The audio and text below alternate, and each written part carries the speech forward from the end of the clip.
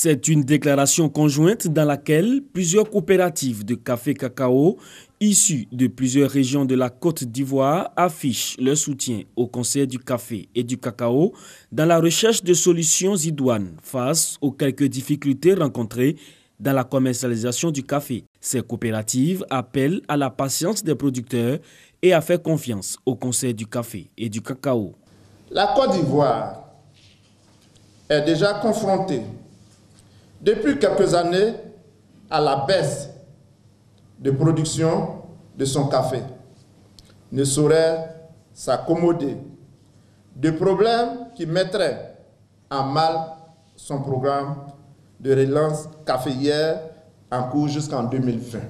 C'est pourquoi nous, responsables des coopératives, répartis sur toute l'étendue du territoire national, lançons un appel à nos parents et syndicats de producteurs afin qu'ils gardent leur calme. Car le DG et toute son équipe s'attellent à trouver une solution idoine aux difficultés des producteurs. Déjà, une équipe d'experts désignée par le directeur général du Conseil du café et du cacao travaille sur la question de la commercialisation du café tant au plan national qu'à l'exportation. Au plan national, justement, les installations de la CIFCA Coop ont été mises à la disposition des exportateurs pour le déchargement du café en attendant la levée de tous les freins et obstacles à la commercialisation du café. La Côte d'Ivoire en est le troisième producteur africain.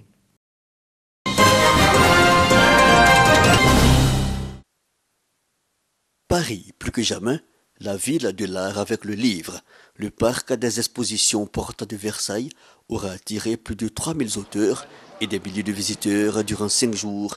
La lecture est toute une activité autour du livre, de quoi enchanter parents, encadreurs et enfants. Donc là, nous devons chercher quoi comme question? On doit chercher dans l'école des loisirs un chien. Allez, venons, on cherche le chien pourri. Encore plus dans le didactique, des sciences, initiation à l'écriture, mais aussi des rencontres avec des auteurs de tout genre littéraire, des plus classiques aux plus contemporains. Le polar et le thriller, par exemple, nouveau genre sur le salon. Et pourquoi pas se plonger dans les pages d'un ailleurs inexploré? La Russie, pays invité d'honneur avec 38 auteurs, offre une littérature dynamique et diversifiée. C'est le grand auteur Solzhenitsyn donc, qui a fait irruption dans la littérature il y a 30 ans environ, et donc qui est un monument de la littérature russe. Et je vois qu'il y a un livre à lui consacré à l'occasion d'une exposition, donc ça m'intéresse beaucoup.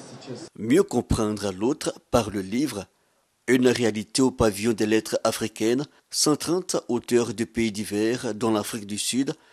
Pour tous, ce séjour a été enrichissant. Des espaces littéraires à conquérir donc. Pour 2019, Sherfa, ville des Émirats Arabes Unis, capitale du livre UNESCO après Conakry, sera la ville invitée d'honneur du Salon du Livre de Paris. Merci beaucoup. On dit au revoir. Au revoir, monsieur. On est passé à la télé,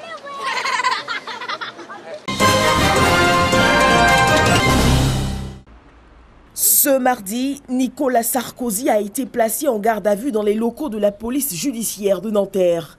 Il est convoqué dans le cadre de l'enquête sur le possible financement de sa campagne présidentielle de 2007 par la Libye.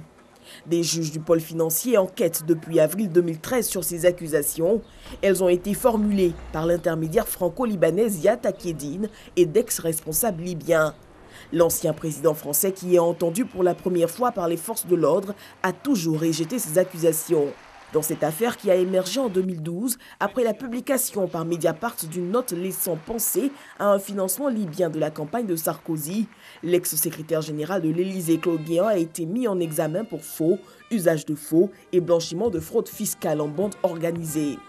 Les magistrats s'interrogent encore sur le virement de 500 000 € perçu par ce ex-secrétaire général de l'Élysée en provenance d'une société d'un avocat malaisien. Il a toujours lui expliqué qu'il s'agissait du fruit de la vente de 2 tableaux. Un autre intermédiaire, l'homme d'affaires Alexandre Djouri, présenté comme un personnage clé de l'enquête, a été arrêté en janvier à Londres. Il avait été placé en détention provisoire, puis libéré après le paiement d'une caution avant d'être à nouveau incarcéré fin février. La garde à vue de Nicolas Sarkozy peut durer 48 heures. À son terme, il pourrait être présenté au magistrat et être mis en examen.